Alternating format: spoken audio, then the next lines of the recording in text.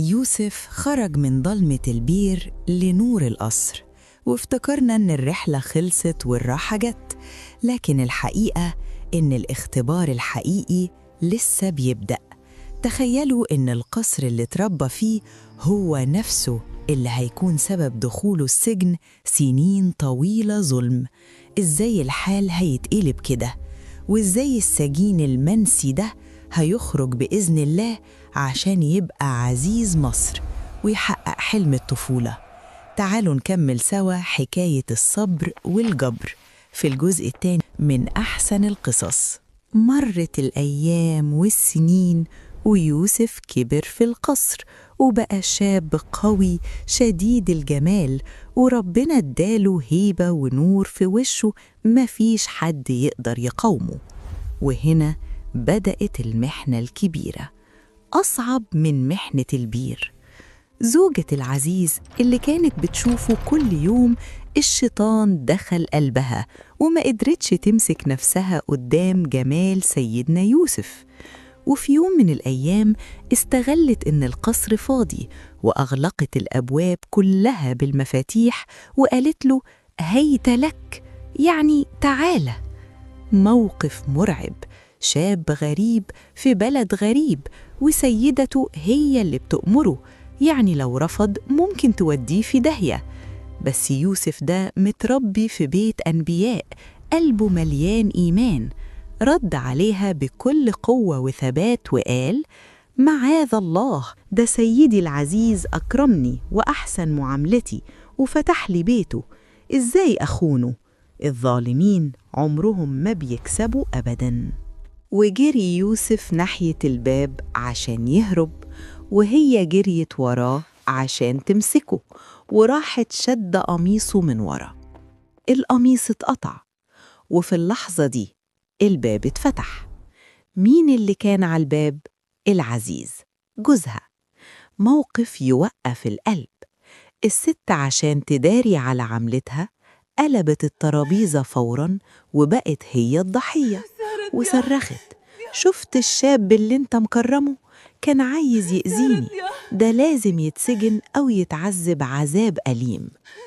يوسف دافع عن نفسه بأدب وقال هي راودتني عن نفسي. العزيز احتار، يصدق مين؟ مراته ولا الشاب اللي عمره ما كذب؟ وهنا نطق شاهد حكيم من أهلها وقال كلمة فصلت بينهم. بصوا على القميص، لو مقطوع من قدام يبقى هو اللي هجم عليها وهي بتزقه، يبقى هو كذاب. لكن لو مقطوع من الظهر يبقى هو كان بيجري وهي اللي بتشده، يبقى هو الصادق. بصوا على القميص لقوه مقطوع من الظهر. العزيز بص لمراته بعتاب وقال جملته المشهورة إنه من كيدكن، إن كيدكن عظيم. بعد فضيحة القميص الخبر انتشر في المدينة زي النار في الهشيم. نساء المدينة والطبقة الراقية قعدوا يلتوا ويعجنوا ويقولوا شفتوا اللي حصل؟ مرات العزيز بتحب الخادم بتاعها وعايزة توقعه في الغلط، دي قلت قيمتها خالص. الكلام وصل لمرات العزيز فقررت تلقنهم درس وتوريهم هي ليه عملت كده. عزمتهم كلهم في قصرها على حفلة كبيرة، وجهزت لهم متكأة أو قعدة مريحة، وادت لكل واحدة فيهم سكينة حامية وطبق فاكهة عشان يقشروه. وفي عز ما هم ماسكين السكاكين وبيضحكوا أمرت يوسف يخرج عليهم. خرج يوسف بجماله اللي يخطف الأنفاس. الستات من كتر الذهول والصدمة عينيهم تعلقت بيه ونسيوا هم بيعملوا إيه، وبدل ما يقطعوا الفاكهة قطعن أيديهن بالسكاكين وهم مش حاسين بالألم من كتر الانبهار. وقالوا بذهول حاشا لله، ده مش بشر، ده أكيد ملاك كريم. هنا مرات العزيز وقفت بانتصار وقالت أهو ده اللي لمتوني فيه، أنا حاولت أغريه وهو رفض واستعصم، ودلوقتي قدامه حل من اتنين، يا إما يسمع كلامي يا إما يتسجن ويبقى من الصاغرين. في اللحظة دي يوسف رفع عينه للسما بقلب خاشع ودعا دعوته المشهورة: رب السجن أحب إلي مما يدعونني إليه. يا رب الضلمة والسجن أرحم عندي من المعصية دي. وربنا استجاب له ودخل السجن عشان يبعد عن فتنتهم. اتقفلت أبواب السجن الحديد على سيدنا يوسف وهو مظلوم. أي حد مكانه كان ممكن يكتئب أو ييأس من رحمة ربنا، لكن يوسف لأ، حول الزنزانة الضيقة دي لمكان للذكر والعبادة، وكان بيعامل المساجين بحنية وأخلاق عمرهم ما شافوها، لدرجة إنهم حبوه جداً وكانوا بيقولوا له: إنا نراك من المحسنين. وفي يوم دخل السجن معاه شابين شغالين في قصر الملك. واحد كان ساقي الملك اللي بيقدم له المشروبات، والتاني كان الخباز بتاع الملك. كل واحد فيهم شاف حلم غريب وقلقهم جداً، ولما شافوا وش يوسف المريح جريوا عليه عشان يفسر لهم. الأول الساقي قال: أنا شفت نفسي بعصر عنب وبحوله الخمر عشان الملك يشربه. والتاني الخباز قال: وأنا شفت نفسي شايل طبق عيش فوق راسي والطير عمال ياكل منه. سيدنا يوسف قبل ما يفسر الأحلام استغل الفرصة دي عشان يكلمهم عن ربنا الواحد الأحد، وبعدين قال لهم التفسير اللي مفيش فيه شك.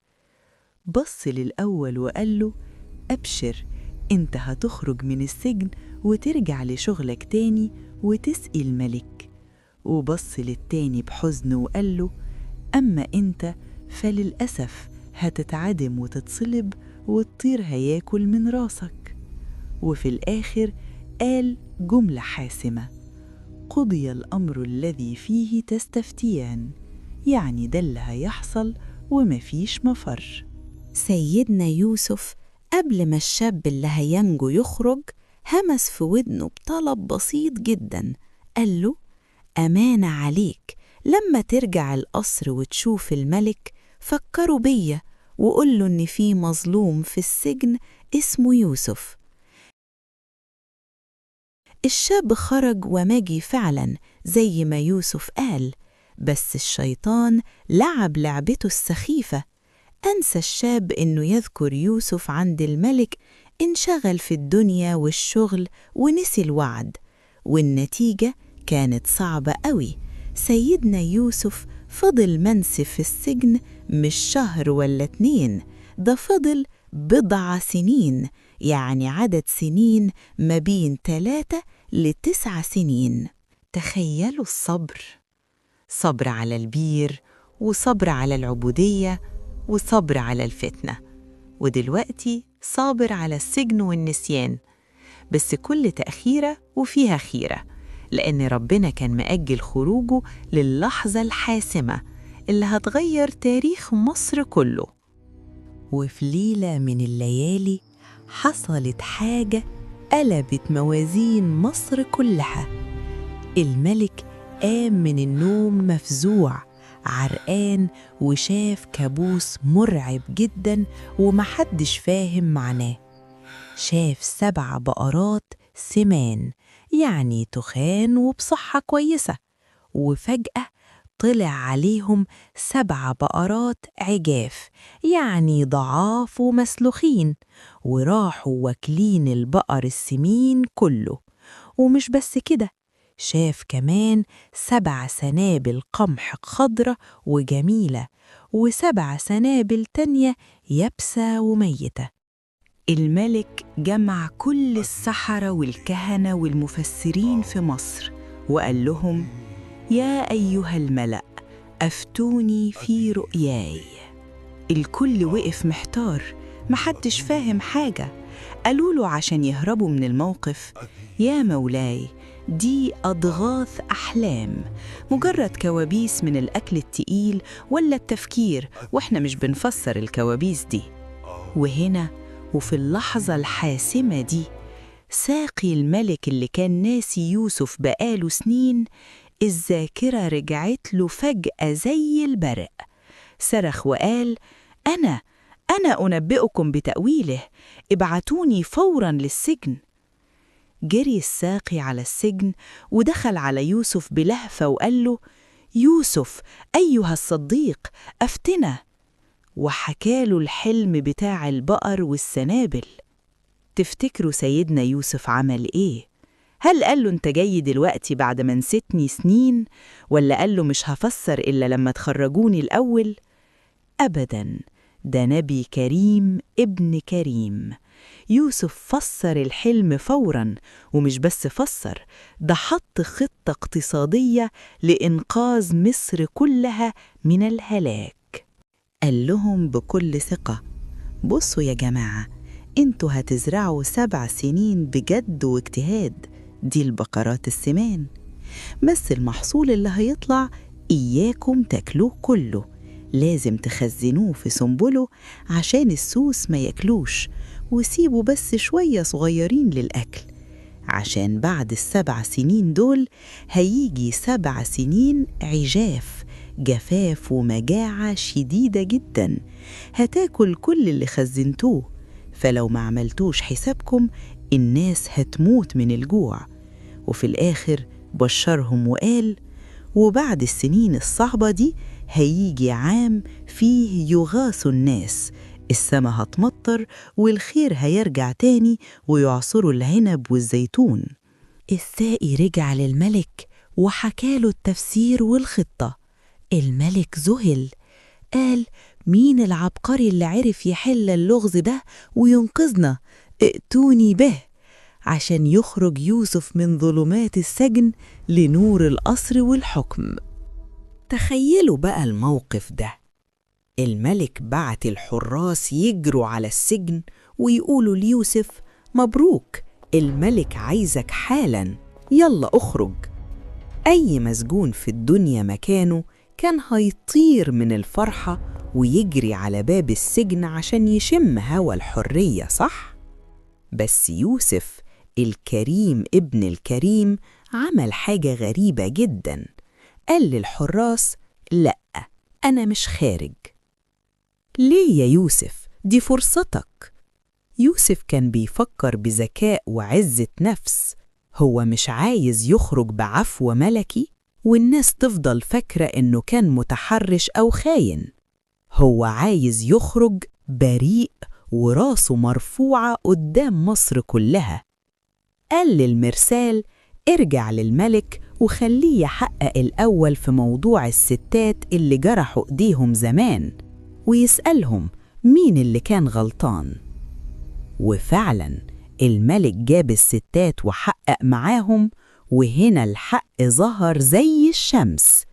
حتى مرأة العزيز ما قدرتش تكذب تاني، وقالت بعلو صوتها قدام الكل: الآن حصحص الحق، يعني الحق ظهر، أنا اللي حاولت أغريه وهو رفض، يوسف بريء وصادق.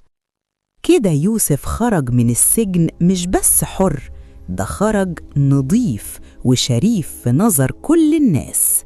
والملك لما شافه وسمع كلامه وحكمته انبهر بيه جدا، وقال له: انت من النهاردة عندنا مكانتك عالية ومؤتمن على كل أسرارنا. يوسف عشان ينقذ البلد من المجاعة اللي جاية طلب ومسؤولية كبيرة. قال للملك: خليني أنا المسؤول عن خزائن الأرض، يعني وزير المالية والتموين، لأني حفيظ يعني أمين، وعليم يعني فاهم كويس في الإدارة والحسابات. وبقدرة ربنا يوسف اللي دخل السجن مظلوم خرج منه وهو عزيز مصر، وفي إيده مفاتيح البلد كلها، سبحان من بيده الملك.